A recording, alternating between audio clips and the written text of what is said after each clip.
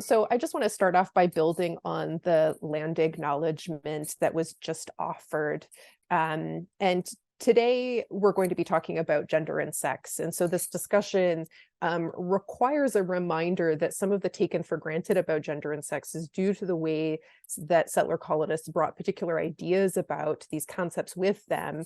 And as part of coloniality, the kind of violent imposition of those concepts and ideas. So borrowing here from Argentinian feminist philosopher Maria Lugones, thinking and inviting an invitation to think about the coloniality of gender, sex, and sexuality, and that in fact, a state of the human condition is gender fluidity, gender diversity, various ways of being and knowing when it comes to sex and gender. So my goal for our time together today is to first introduce you to the Gender and Sex in Method and Measurement Research Project, and then to talk you through some, but certainly not all of the aspects of that project, which really offers practical guidance for researchers on how to design more accurate, precise, and inclusive research in relation to sex and gender. So by way of an introduction, the Center for Gender and Sexual Health Equity has begun this research equity toolkit activity. And as Travis has said, I lead the Gender and Sex in Methods in Measurement Toolkit project. And this project was really developed to address two pervasive and interconnected issues in health research. The first being the misuse of gender and sex concepts. And so we see this misuse happening in a variety of ways, including conceptual conflation and confusion, and sex and gender being used as proxies for what is actually intended. And connected to this, there's a pervasive practice of erasing or excluding intersex, trans, and two-spirit people, among other people who are marginalized and minoritized based on their genders, sexes, and sexualities. And we add sexualities here, despite the fact that the toolkit focuses on gender and sex, because the way that we commonly conceptualize sexuality is wrapped up in gender and sex. We have terms like same-sex marriage. Well, is it same sex? Is it same gender? Is it based on shared anatomy? Is it based on shared legal status? Is it based on shared gender identity? And so insofar as gender and sex are caught up in the way that we think about sexuality, we're also thinking about sexuality inclusive measures and methods here. I would be remiss if I didn't acknowledge the incredible support of Dr. Kate Shannon, who's CHR Sex and Gender Science Chair in Gender Transformative Sexual Health Research, has funded this project. And while I am the project lead and am very humbled to be the one presenting this work today, the GSMM toolkit is the product of the incredible work of an expert advisory of interdisciplinary scholars from across Canada and the United States. And so we come from medicine, nursing, psychology, epidemiology, public health, social neuroendocrinology, and sociology. And so really bringing a variety of perspectives to understand some of the pervasive issues in health research and to create practical strategies and solutions that cross disciplines and fields. We have to date published 6 tools with another 3 set to be published in the next 10 months. And I've included a QR code on the slide here that will bring you to the Center for Gender and Sexual Health Equity's website, where all of the currently published tools are housed and where the 3 subsequent tools will be published, one in January, one in May, and the final one in September of next year. And we have a limited amount of time together today. In no way will be able to cover the breadth and nuance of these tools, which stand to date at around 150 pages, will likely reach around 200 pages by the time we're done. So please do check out the tools themselves, which offer a lot of detail and depth into some of the topics that we're only going to be able to talk about in cursory ways today. And you might notice that tool number 9 is listed as TBD, to be determined. This was an intentional choice, recognizing that we wanted researchers and other folks who collect and use data to have access to the toolkit and to help us identify any potential gaps. And so if in your lab or institution, your research center, you make use of the tools and you notice something that's missing that we ought to cover, please do send me an email. We will, in the coming months, be determining and deciding what that 9th tool will be. But as you can see here, the tools kind of cover a breadth of research design and conduct activities, from determining and communicating eligibility that we'll talk about today, to methodological responsiveness across time, what happens when things change, to working with validated scales or working with pre-existing data, if you're working with pre-existing data sets, older data or secondary data, So we cover a lot of ground, and as I said, likely more ground than we'll have time to address in today's session.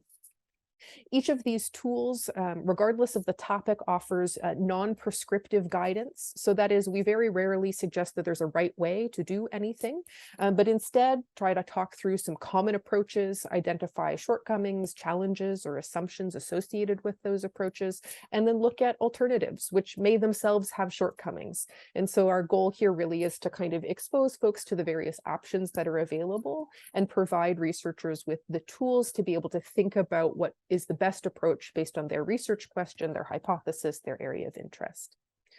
All of the tools use guiding principles. So we talk about in your decision-making, how you can be humble, transparent, accountable, practice harm reduction, and importantly, prioritize accuracy, precision, and inclusion. And then each of our tools offers a variety of illustrative examples. So we've created fictionalized researchers who are conducting fictionalized research, who are confronted with a methodological or measurement challenge. And then we use these illustrative examples to demonstrate how a researcher might think through the various available approaches and come to an ultimate decision of how they would like to proceed with their work. And a note here that while the toolkit, as well as all of the illustrative examples, are based in sexual health by nature of this being the Center for Gender and Sexual Health Equity, and due to where the funds for this project come from, our hope is that the guidance therein is really applicable across disciplines and fields. And we've been really honored to date to have researchers cite the tools in all kinds of research as having impacted and informed their decision-making. A brief note before I get into the kind of content of how to do this, how to do more inclusive, accurate, and precise research. Just want to mention the kind of policy implications when we deal with this kind of pervasive misuse of concept and this pervasive erasure of marginalized people. Recognizing that not everyone in the room is necessarily going to be a researcher. Maybe some of you are policymakers or lawmakers or even healthcare providers who rely on data to do your work. And so importantly, where our research is flawed in some way, the policies developed based on those data have the potential to be based on misinformation, inaccuracies, imprecision, and exclusion. And so really kind of a domino effect of ramifications when research is in any way problematic. And then often when we're thinking about the ways to mobilize data and research, we're thinking about data towards a goal of equity and inclusion. We're trying to address an inequity in society, and we're using information to both understand that inequity and to create targeted interventions and solutions. And so our goal towards equity will only be hindered if our research excludes marginalized people or only includes them in cursory ways. I'm thinking here, for example, about the gender pay gap. If our effort is to address the gender pay gap, but we're only thinking about disparities in income among cisgender men and women, then any effort we make to both understand gender pay inequities and create gender pay parity are going to be hindered if we aren't thinking also about trans and non-binary people.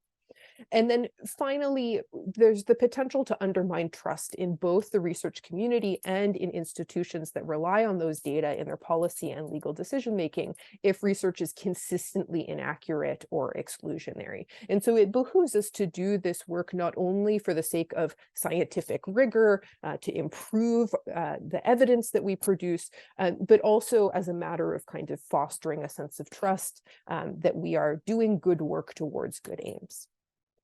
So turning now towards some of the meat of the presentation, having introduced you to the project, I'd like to turn our attention now to the all-important task of determining eligibility. This is something that we might do as a preliminary step in our project, and so this is the first tool of our toolkit.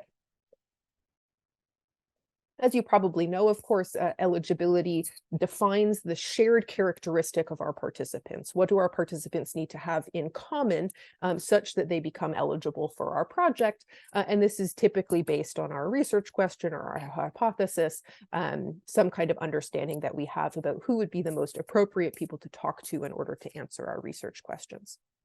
So let's consider an example where you might be interested, for example, in menstrual suppression. We call this the kind of research topic that is a sexed or gendered experience. It has to do with the dynamics of the body, and there may also be a gendered element to that experience. So in your initial framing, I'm interested in understanding motivations for menstrual suppression among teens. Therefore, girls aged 13 to 19 are eligible for my study. So we have an interest in menstrual suppression among a particular group based on age, and thus an associated eligibility criteria of girls aged 13 to 19. And the tool asks us to ask a particular question of these eligibility criteria, and that is, who might be excluded by this particular framing? And is that exclusion justified? In this case, is the criterion of gender identity necessary in order to answer my research questions and address my hypotheses? And in this case, we might be thinking more expansively that there are other people who menstruate beyond girls. And so having thought about these questions and critically considered our research question, the conclusion might be then that the eligibility criteria ultimately ought to be anyone aged 13 to 19 who's attempted to suppress their menstruation is eligible for the project. Where here the kind of neutral and inclusive word of anyone suggests that this is open to participants regardless of gender identity. And then I've included a note here at the bottom right of the slide that says there are and may indeed be reasons to further narrow one's eligibility criteria, in this case, to gender identity. But those need to be explicitly explored and justified, and then communicated to prospective participants and in research materials. So there may be, for example, a reason to focus only on the menstrual suppression experiences of teenage girls to the exclusion of trans men and non-binary people and other people who menstruate. But that doesn't go without saying. That ought to be something that's explicitly explored and has a rationale or justification. Let's think about gender expression and the way research might be interested in gender expression. So if your initial framing is that you're interested in undertaking a project that explores how masculinity impacts sexual sexual risk-taking, rather, the conclusion might be that your eligibility criteria should be limited only to men. And again, the question to ask is, who might be excluded by these eligibility criteria? And in this case, are we inadvertently confusing gender expression with gender identity? Is there something to be gained by looking at masculinity among people of all genders, rather than limiting masculinity to the sole domain of men? Indeed, there are masculine women, masculine non-binary people, masculine two-spirit folks. And so on what basis would such a question be answerable by looking only at men's experiences of masculinity? Having thought about this more expansive, inclusive, and precise mobilization of gender expression, the conclusion therefore might be that actually anyone who describes themselves as or who resonates with masculinity would be eligible for the study. Or again, there might be a justifiable reason to look exclusively as masculinity among men, but that again does not go without saying. What about the example of gendered spaces? So here, a researcher might be interested in manifestations of violence in women's prisons in Canada.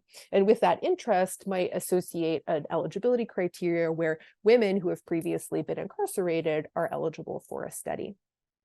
Questions to ask ourselves: is identity the most appropriate shared characteristic, considering what we know about how trans folks of different genders are housed in gendered prisons and jails? And so we're thinking about access and experience to a gendered space, but also recognizing that some of the people who access that gendered space might identify in a variety of ways.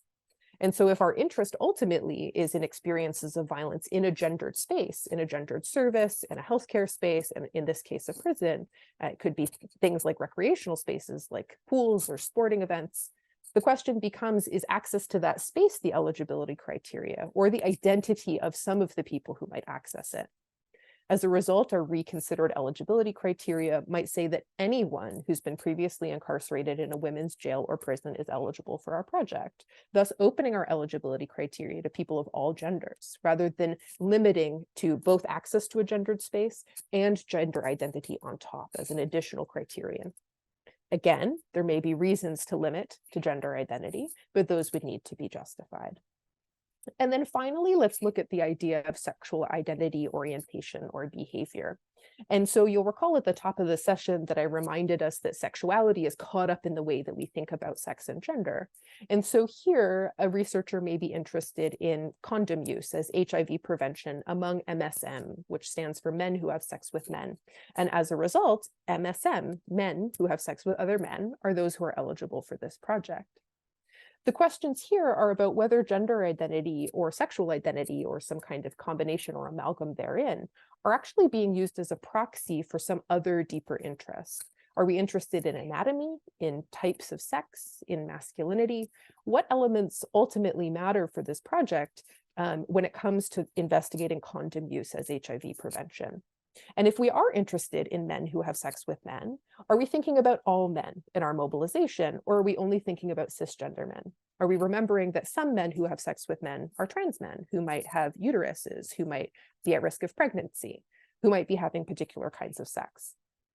So we might consider then that the eligibility for this project is actually anyone who has penile anal sex, if that would be appropriate for our research question. Or we might decide that another more appropriate frame could work. So when it comes to determining eligibility criteria, the kind of guiding philosophies or principles that we bring to the decision-making here starts with precision. Oftentimes we see in research folks using gender identity or to a lesser extent sex as a proxy for something more specific, which could be used to determine eligibility in a more accurate, precise, and inclusive way.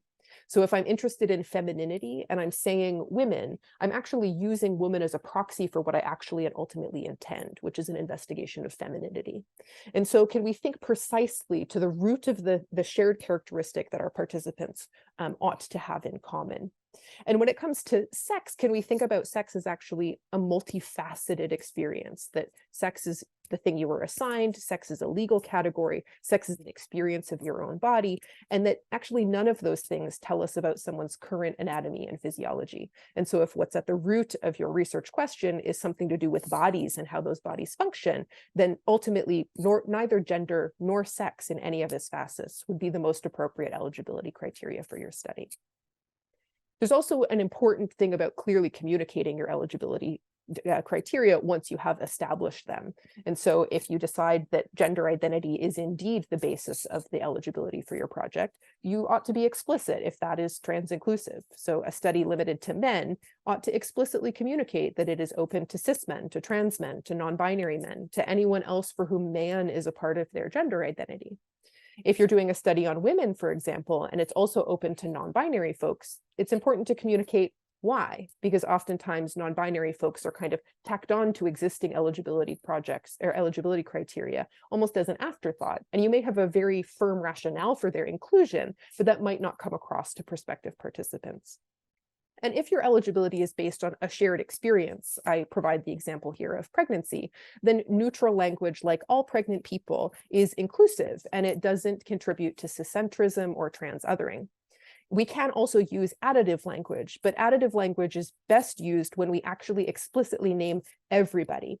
Oftentimes what we see is attempts to be inclusive of women and pregnant people, whereas pregnant people is inclusive of women, and the justification and rationale for explicitly naming women contributes to the othering of trans people. And then finally, thinking about meaningful inclusion. And the guidance here is that inclusion should be your rule and exclusion the approach only if there is some justification or rationale associated with your research question. And so can we do our research in a way that begins with the premise that intersex, trans, two-spirit, queer, asexual, etc. people exist and ought to be included in everything that we do, and where we focus more narrowly only when it makes sense for a research question or hypothesis or our area of interest. So as an example, a project that's about motherhood that limits eligibility to women, that it falsely assumes that that's okay because the only people who are mothers are women, would not be justifiable, in the sense that there are trans men and non-binary and two-spirit people and others who identify as mothers. And if our ultimate interest is motherhood, then the additional eligibility criteria of gender identity is not going to be justified. And then the second aspect of meaningful inclusion is ensuring that beyond your eligibility criteria, that all facets of a research project are prepared to recruit and retain participants of all sexes, genders, and sexualities. And by this, I mean, if you determine that your eligibility criteria is inclusive of trans folks, of non-binary folks, but then your survey measure or your intervention or your method for stratification are not attentive to those folks' needs, you risk recruiting participants who are then alienated by other aspects of the research process. And the goal here is to not only recruit, but retain those marginalized participants. Let's think briefly now about recruitment strategies. So you've developed your eligibility criteria, you have a sense of who it makes sense to include or exclude from your project. How do we then recruit those participants? And some of this is not at all specific to participants who are marginalized based on gender, sex, or sexuality, but things that bear consideration. In particular, if we're trying to recruit and retain participants who we might describe as underserved, as equity seeking, et cetera. And the first area has to do with compensation. And the tool focused on recruitment strategies discusses two approaches to compensation. The one is what we might call unrestricted. So this is compensation that enables participants to determine how they are going to be compensated and to use that compensation in whatever way they so choose. We're increasingly hearing from queer and trans communities that Amazon gift cards are limiting and a possible deterrent. Folks are unsatisfied with Amazon for a variety of reasons, and thus an Amazon gift card actually does not incentivize participation or feel like sufficient or adequate or appropriate compensation. A note that not all retailers deliver rurally. And so if you're thinking about recruiting folks in rural and remote communities, attending to that in our compensation approach. Cash, of course, reigns supreme in that it allows participants to use their compensation any way that they would like, for example, paying a bill. And then maybe something more specific to our discussion of gender and sex in research is what we call differential compensation. And so this is where you might compensate different participants at different rates.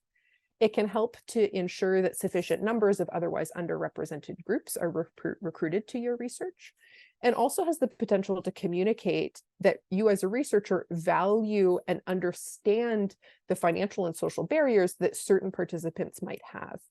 And so I provide the example here of Riggs 2020, who compensated Black, Indigenous, and other trans people of color at higher rates than white trans participants in a study on perinatal care experiences. And this was intentional, reflecting historical erasure of BIPOC folks from the research landscape, trying to attend to economic insecurities that are disparate based on race and class. And so this is an approach that we might take to compensate participants at different rates, to both ensure that sufficient numbers of those underrepresented groups are within our sample, and also as a reflection of other social injustices and inequities. We can also think about research team composition. And so if you are conducting research and your aim is to recruit marginalized and minoritized participants, you want to ensure that intersex, trans, two-spirit, queer, et cetera, participants are sufficiently represented in your sample. The question becomes, are they represented on your research team? Can we create opportunities to training opportunities and research opportunities for community members with lived and living experience? And indeed, the evidence tells us that research team diversification benefits research, that teams that are diverse across axes of age, gender, sexuality, ability, et cetera, drive innovation. They produce more original and highly cited papers. They ask more diverse, varied, and novel questions. And ultimately, they recruit more diverse participants. And so if your aim is to ensure that your sample includes sufficient numbers of intersex, trans, or two-spirit people, a question becomes, how are intersex, trans, and two-spirit people represented on your research team? I want to move now to measuring participants' genders and sexes, something that many of us do for many numbers of reasons, either because these are kind of primary variables of concern in our project, or because we want to know this information of our participants so that we can accurately describe our sample. So this is about how we ask people how they identify, how we ask people about their sex, how we ask people about their gender. The guidance here really is that there's no single correct way to do this. There are indeed a variety of approaches to measurement, all of which have strengths and drawbacks. And so our job as researchers is to carefully consider all of those options and to make a thoughtful and informed decision. And so we might begin by asking ourselves, what do I want to know about the people participating? And importantly, why do I want to know that information? And then what is the best or perhaps the least harmful approach to collecting that information? And then how can I balance the rights of my participants to self-identify with the demands of my research designed and planned analyses? So perhaps you have participants who have various diverse experiences of their own gender, and you also know that based on the type of research you're doing, you're going to need an intervention arm and a control arm, and you want to ensure that you're stratifying by gender. And so for the purposes of that activity, you actually need participants to slot themselves into one of 2 or 3 categories, perhaps. Well, how do you then balance the kind of demands of your research project with the diverse and nuanced experiences of gender among your participant samples? And there is but no easy question or no easy answer to this question.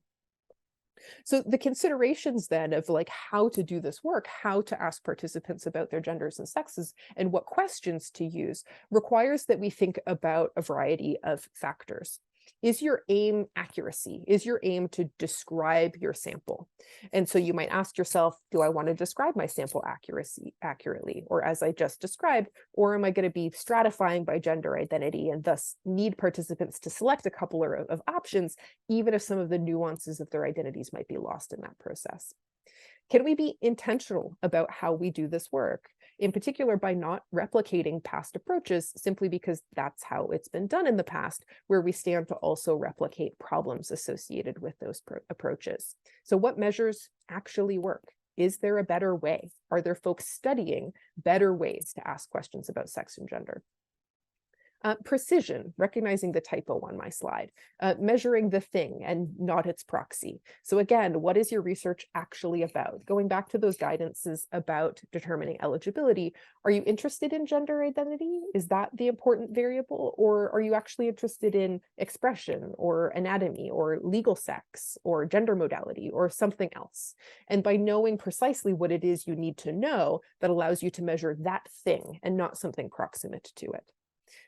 Harm reduction, again, is a guiding principle. Can we avoid harmful, outdated, or otherwise problematic language? What language do communities find inclusive and affirming, recognizing that that might be a moving target and something that changes with time? And then also temporality. When are you asking about? Do you want to know about someone's gender identity today or 2 years ago? How far in the past are you looking? Are you capturing gender as something dynamic and fluid, or capturing instead a kind of fixed moment in time, a kind of snapshot? You might do a project where you're interested in trans people's experiences of perinatal care. Do they need to have identified as trans at the time of the care, or is it sufficient that they identify as trans now? How are you going to measure gender temporally, recognizing shifts and changes? So then we're going to try to measure gender. There's a couple of options available to us. One might be the checkbox option. So I might ask, what is your current gender? And provide a number of options that one could choose between. A common method in surveys.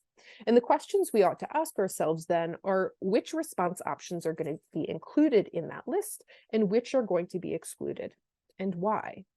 Is there going to be a prefer not to say option? Will participants be able to select all or just one option? Are we going to include a write-in? Are we interested in current gender or gender as of when? Do you also want to know about gender modality? That is, whether people are cisgender or transgender, or are you only interested in whether they are men, women, non-binary, or otherwise identified? And all of the answers really come down to the pivotal question, which is, how will you use these data?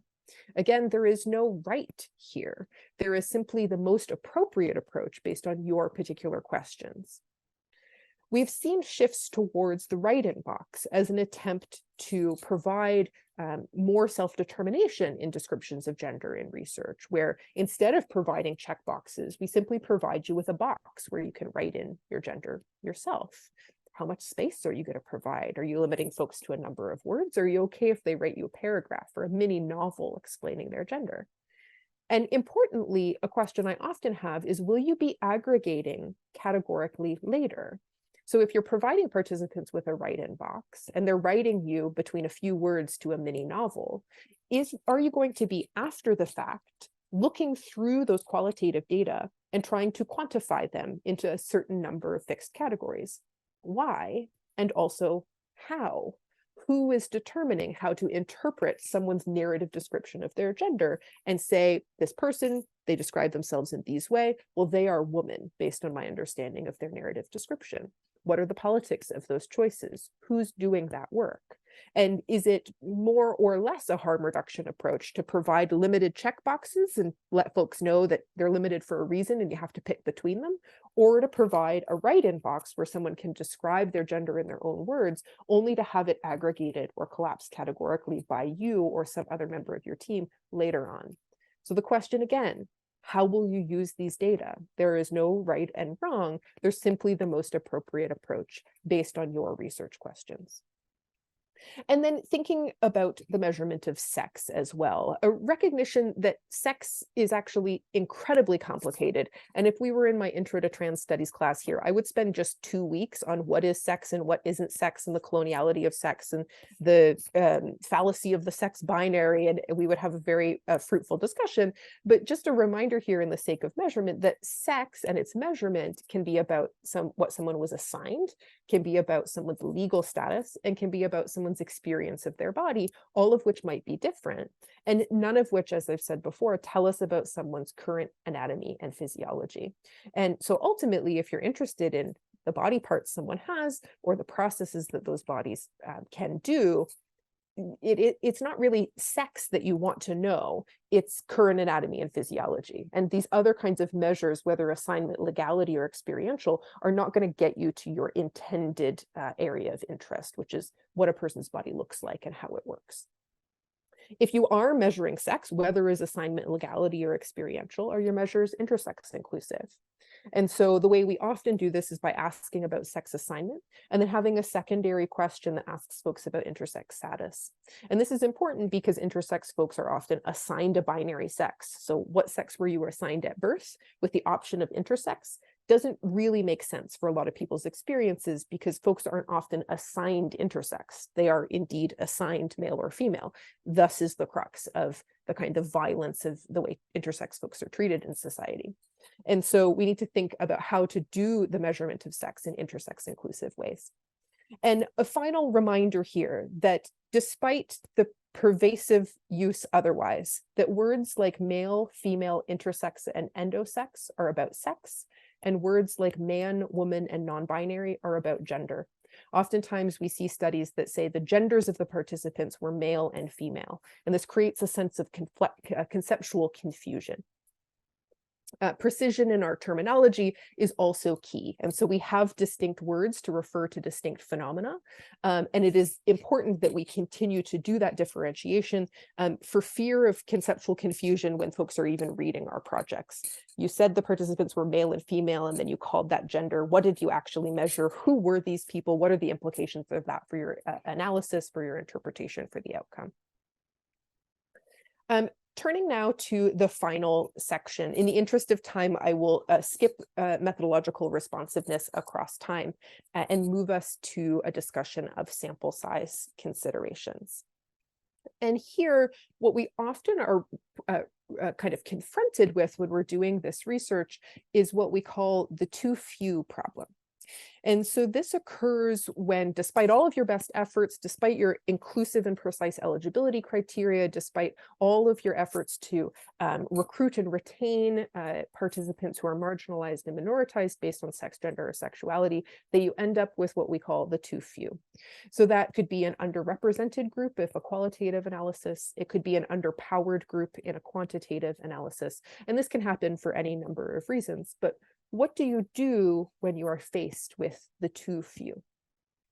There are a number of approaches, and the tool talks you through them, as well as, again, the kind of shortcomings and advantages associated with those strategies. The first thing that you might do is exclude. I will say that this is generally a problematic approach, but it is also typically what's done. We see this oftentimes in descriptions of research and manuscripts and other outputs. There were too few of this type of participant, and so they were excluded. This contributes to erasure and invisibility, the suggestion being that marginalized and minoritized participants don't exist because they are too few in our samples for the purposes of meaningful analysis. The exclusion decision also constrains future research, so systematic reviews and meta-analysis, replication studies, etc. And it represents a missed opportunity to infer things on another level, and more on that in a moment. One of the other options available to us is to collapse or aggregate, which may or may not be appropriate and requires us to carefully consider on what basis we are collapsing or aggregating. What is the comparability? What is the shared characteristic? What is the presumption of sameness between different participants, such that we can categorize them as one larger group, such that we can take the too few from over here and add them to the robust enough number of participants on this side to create a larger group. Doing so will lose some nuance to the too fews group. And thus, how will we describe and justify our approach of doing this collapsing or aggregating?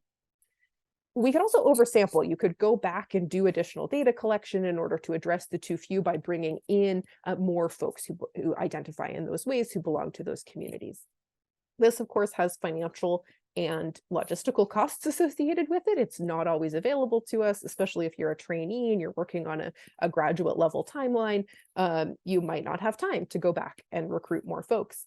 And there also might not be more folks to recruit if you are looking at participants from a particular geographic location, or who accessed a particular service, or who belong to a particular institution. There might not be more people to recruit, and thus oversampling or attempts to go back and rectify the too few may not be possible. And also importantly, oversampling has the potential to contribute to research fatigue, where trans folks, for example, might be asked time and time again to participate in research and might become exhausted by that process. And so some careful considerations here when we think about oversampling.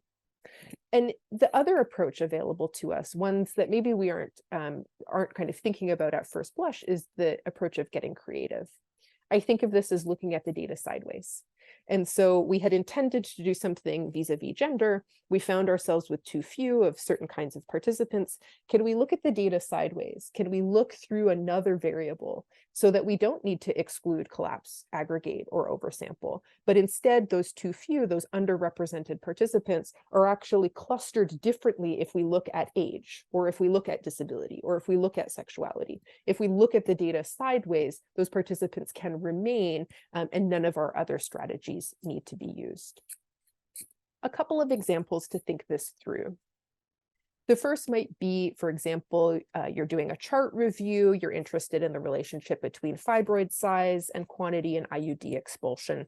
And in your chart review, you notice that there's actually 5 patients who had M on their care cards and another 2 who had X's. The others all had F's.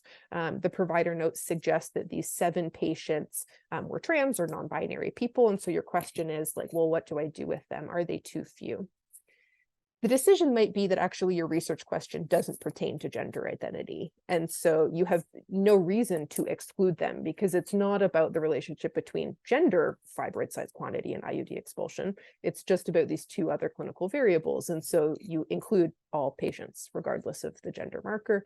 And you might, in your write-up, describe that there were these diverse participants in the sample, and that as such, you can generalize the findings across gender identities, across sexes.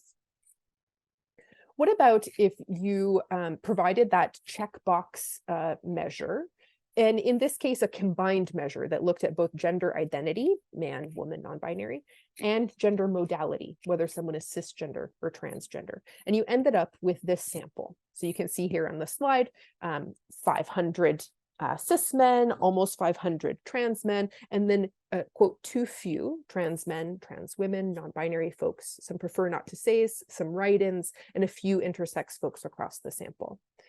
What now? Do you exclude? Do you aggregate? Do you collapse? Do you oversample? Do you get creative? And we've seen lots of approaches of like, well, we cluster all the trans folks together. Why? Or we cluster the trans men and the cis men together, the trans women and the cis women together, and we exclude the non-binary folks. Great. Why? The final example before I wrap up is one where if you were looking at the relationship between gender identity, sexual orientation, and sexualized substance use, for example, using a survey, and you found ample binary identified trans folks and cis folks, but you had, quote, too few non-binary folks for the purposes of statistical analysis. There just wasn't enough power there. You could exclude them. You could rationalize and justify this by saying that actually it would be inappropriate to cluster and aggregate the non-binary folks into any of the existing categories. But the recommendation would be to be transparent about why that happened, what are the implications of your choice, how this represents a limitation, and encouragement for future research to do things differently. And you could get creative. You look at the data sideways. Because again, this is research that wants to answer questions about gender identity and sexual orientation and sexualized substance use. And so although they might be too few for the gender analysis, when you look at the sexual orientation or sexual identity data, they might not be too few, and they might find themselves in straight, gay, queer, pan, asexual categories. So really the kind of takeaways here are that this toolkit, this resource that we've created really provides a foundation and a framework for you to think about sex and gender in all of their beautiful complication and how these factor into your own research as well as the research of other people. And the toolkit really provides guidance that looks at all facets of research design and conduct in depth, and allows us to think through the strategies that we might use in order to move towards accuracy, precision, and inclusion. Unfortunately, sex and gender concepts continue to be misused in research, and intersex, trans, and two-spirit people, among others, continue to be systematically excluded from research. We often treat sex and gender as reductive binaries and as proxies for what we ultimately mean, which has implications for not only our scientific rigor, but also our intervention design and efficacy, as well as the policy and practices that rely on our data. It's been really lovely to spend this afternoon with you. I would love to open the floor to any questions. Thank you so much, AJ. I have a ton of questions, but I get to talk to you regularly. So let's take this opportunity to hear from some of your audience. So the first question is a bit long, so bear with me while I read it, but I think there's some really interesting quandaries in here. So this person says, I'm wondering about how to approach multiple gender identities. Many people identify as many identities, such as non-binary femme woman, for example. In most of the research articles I've read, these identities are flattened or reduced when reporting demographics or analyses. Are there ways not to reduce people's identities or flatten them? Are there ways to put people in broad categories, for example, cisgender and not, SGM and not, but to not do that, but instead communicate the true diversity of identities people hold, not just in qualitative studies, but also quant and mixed method studies? Yeah, excellent question.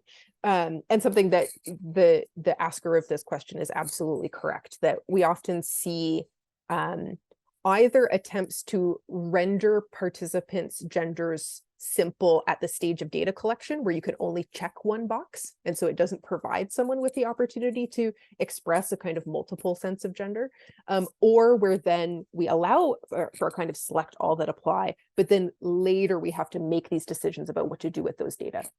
So the question becomes, how are you using these data? What are your research questions? And what is the most appropriate use of those data based on those goals? And so if your aim is to simply describe your sample accurately, then absolutely do not reduce your multi-gendered participants to single genders and assume that you know the supremacy of the multiple choices of which one they would actually choose if they had to. But if you're running analyses, for example, you might have to make some choices about how you're going to classify someone who expresses a multiple gender identity. Are you going to count someone who says that they are trans and man and non-binary as man or as trans or as non-binary?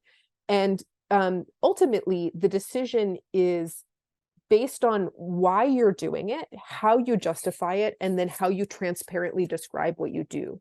Recognizing that there is probably not a right way, but the philosophy or goal of doing it transparently ultimately is the goal, because then you have to kind of expose your rationale or your justification to your reader, and your reader might also be your participants. And then other folks can say like, oh, well, I can see why you did that, but actually here's what's lost by that approach that you took. Or I can see why you did that, and that actually makes sense based on how you were using those data or what your ultimate goal was. And really that's the crux of scientific communication and advancement, is to not kind of close the doors on those decisions and pretend that they just go without saying, that they're taken for granted, but to ultimately expose what we did, and to have a rationale or justification for what we did, recognizing that there's no perfect solution here. I hope that helps. That's fantastic. Thank you. And that is definitely the name of the game. There's no one way to do this, but just being more intentional and really transparent about these decisions is something that all research can benefit from. So next question. This audience member says, this is an excellent presentation. I agree. About research in general, I really like your discussion about precision and what to do with data when making metadata. I too teach this to my students. With respect to the too few problem, what about just reporting the data without analysis when that's not possible? And then it may contribute to being available for other researchers and no longer be too few. Absolutely. Yeah. So that's a nuance to the exclude. So when we exclude, it forecloses the possibility of these future analyses, or these kind of bringing together of samples across studies in order to have sufficient numbers to run an analysis. So absolutely. One of the things that folks often bump up against when they have a quote too few problem and want to nevertheless report on the data, even if they don't analyze it, is challenges of confidentiality and anonymity. And so what about the 5 trans people in your project can you say if doing so in any depth or detail would ultimately render them identifiable? And there's a whole discussion here about like, what is the harm reduction approach? Because some folks might be perfectly fine with being identifiable if the other option is exclusion. Kind of patronizing protection of privacy and anonymity might not be the right approach for marginalized people who have been historically excluded. But yes, certainly, if you have a quote too few, another nuanced option might be to report on those data to the extent that you can, so that others know that they are there and can use them in these kind of meta-analysis, systematic reviews and other types of larger projects that cut across data sets. Great, thank you. The next question, this person says, I was involved in the CIHR-IGH, that's the Institute for Gender and Health roundtable discussion recently, and they talked about how recognition and inclusion of SGBA, sex and gender-based analysis in research planning, has improved significantly in health research since the CIHR requirement that you have to explain and justify the use of gender and sex variables in any grant application. However, there's very little follow-through on the reporting end. And one thing we discussed as a solution was to include sex and gender-based evaluative questions in peer-reviewed checklists. I know this is kind of getting into the zone of an upcoming Toolkit edition, but do you want to comment on this? They say, your work seems very much in line with this. Have you connected with folks at IGH about this? Yeah, so it's wonderful that we are seeing shifts towards improvement in this area, increased attention to its importance, and kind of institutionalizing and mandating in some ways that folks are thinking in these ways.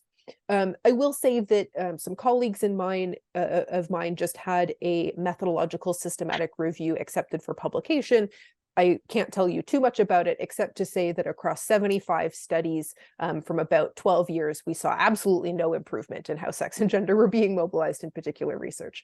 And so perhaps we're seeing improvements in how, as this question asker suggests, in how this is being done at the stage of grant application, in the stage of kind of ethics application, how we describe this before we do it. But unfortunately, I don't know if we're seeing that then kind of play out in the world of published manuscripts. So yeah, even recognizing improvement, even recognizing attempts to standardize and encourage all researchers to consider the implications of sex gender in their work, I think there's still a lot of work to do. And as for connection to CAHR, IGH, I mean, this work is funded by a CAHR research chair through the role of Dr. Kate Shannon, but as in terms of kind of explicit connections, none to date, but very open to those discussions. Great. Okay, next question. Yes, please. Take a break from all of that information sharing. The next question, I know we've talked about this before, but this is, I'm still scratching my head, so curious to hear what you think.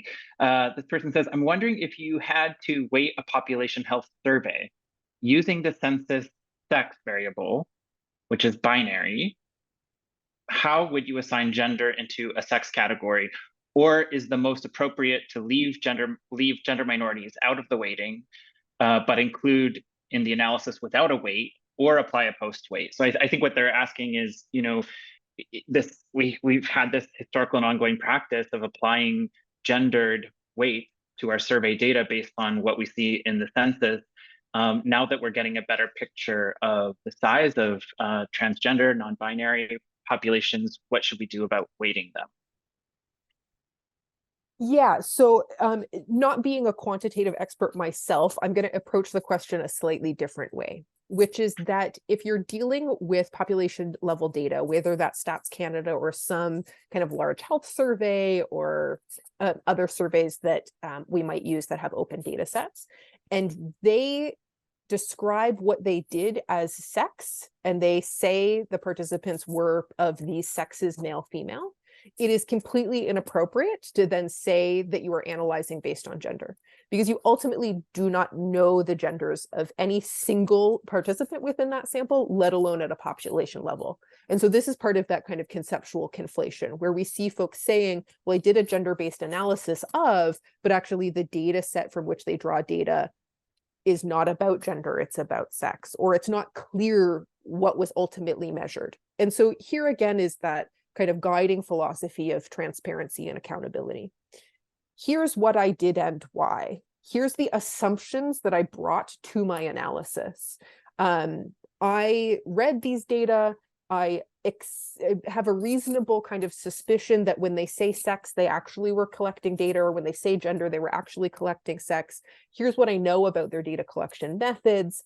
As a result, I made a reasonable inference that I could interpret these data in these ways, and thus here is my analysis that follows, and here's the limitations based on those assumptions. And by making transparent that that's what you did, other folks can say, actually, that wasn't correct. That's not how those data were collected. That's not what those data represent.